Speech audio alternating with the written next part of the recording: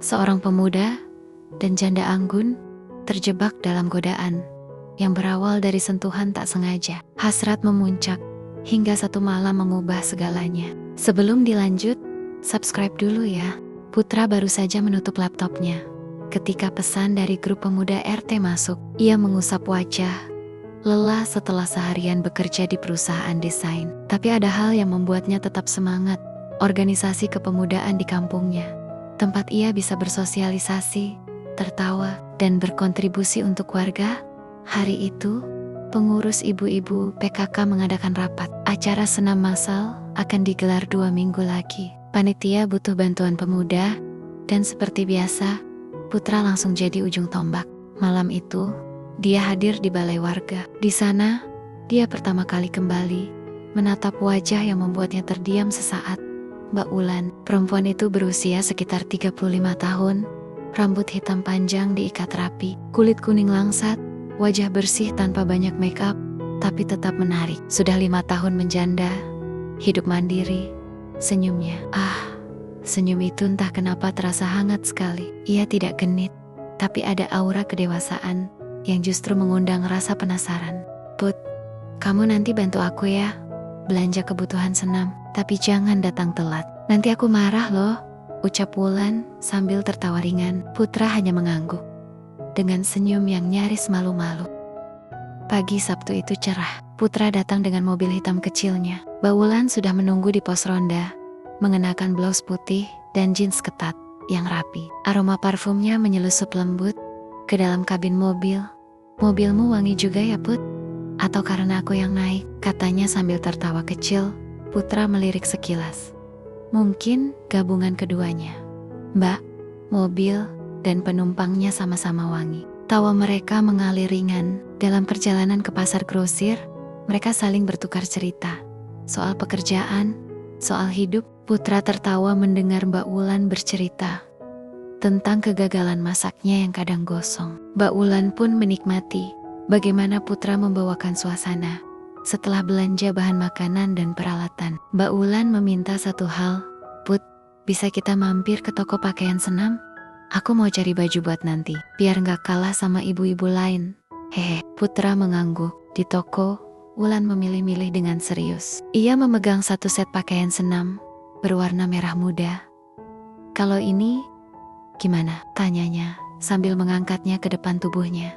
Seperti sedang mencoba membayangkan.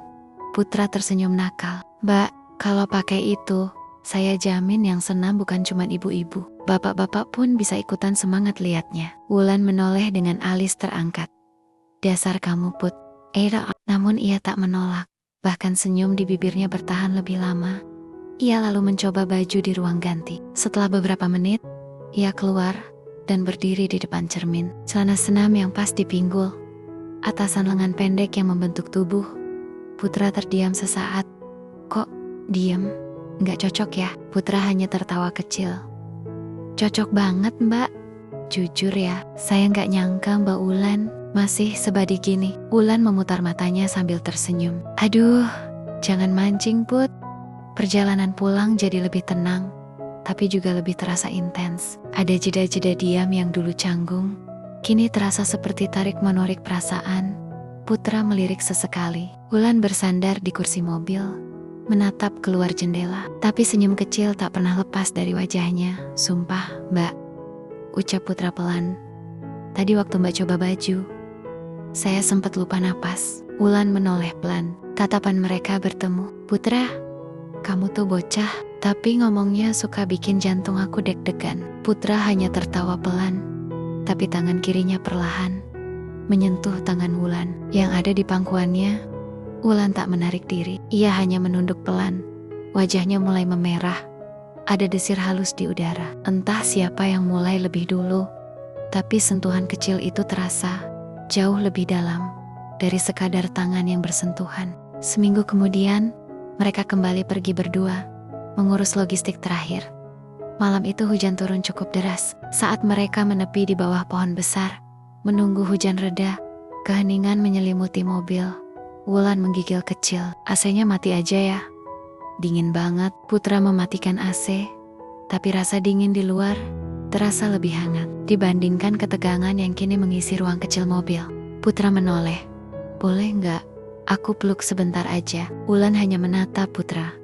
Kalau nggak boleh, aku nggak maksa. Tapi, sejak hari itu, aku kepikiran terus. Senyum Mbak, suara Mbak.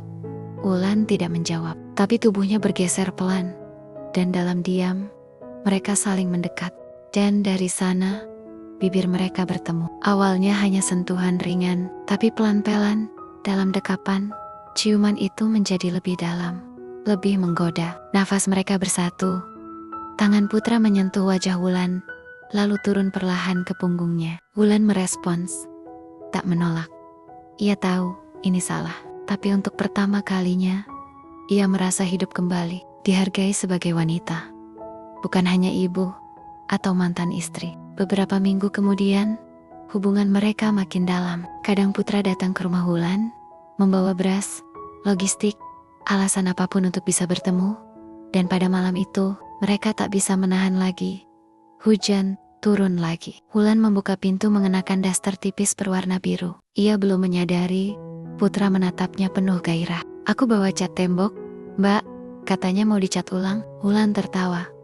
Iya, tapi bukan malam ini juga kali Put. Putra masuk, mereka duduk bersebelahan di ruang tamu. Saling pandang, tak ada kata, hanya tatapan. Putra menyentuh rambut Wulan, membelainya perlahan. Lalu jari-jarinya menyentuh lehernya, bahunya. Ciuman kembali terjadi. Tapi kali ini lebih panas, nafas mereka memburu. Tangan Putra mengelus lembut pinggang Wulan, menyelinap di balik daster. Wulan mendesah pelan. Aku gak pernah begini lagi sejak lama, bisik Wulan. Aku juga belum pernah seserius ini Mbak. Malam itu jadi malam yang tak terlupakan. Penuh bisikan, belayan, dan desahan pelan. Cinta yang tumbuh dari kedekatan, perlahan meledak dalam keintiman. Beberapa minggu kemudian, Wulan merasa tubuhnya aneh. Ia lelah, mual pagi hari, telat datang bulan. Tes kehamilan menunjukkan 2 garis merah. Ia terdiam di kamar mandi, tangan gemetar. Aku hamil. Ia menatap cermin, tak tahu harus senang atau takut. Tapi ia tahu, ini anak Putra. Saat mereka bertemu lagi, Wulan tak langsung bicara, tapi Putra bisa membaca wajahnya. Mbak, kenapa? Kelihatan pucat. Wulan menggenggam tangan Putra. Put, aku hamil. Sonya. Putra terdiam, lalu menatap Wulan lama. Wajahnya berubah, antara kaget dan gugup, tapi tak ada rasa marah. Kalau gitu, aku harus ketemu orang tuaku. Kita harus jujur. Putra bicara dengan ayah ibunya. Awalnya mereka marah. Kamu waras, janda, anaknya mantan suaminya, banyak perempuan lain. Putra menunduk, tapi saat ia bilang Wulan hamil, suasana berubah. Ibunya menangis. Ya Allah, Put, kamu.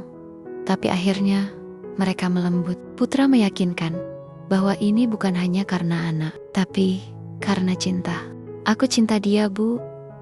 Mbak Wulan ngajarin aku dewasa, aku yang butuh dia. Akhirnya, restu itu diberikan. Lamaran kecil diadakan di rumah Mbak Wulan. Putra membawa orang tuanya. Wulan menangis saat Putra menyematkan cincin. Kita akan hadapi semua bareng ya Mbak. Wulan tersenyum, menggenggam tangan Putra erat. Iya Mas, dan dari balik senyum itu, tumbuh sebuah kehidupan baru. Bukan sekadar anak dalam rahim, tapi juga cinta yang lahir di tempat yang tak pernah diduga.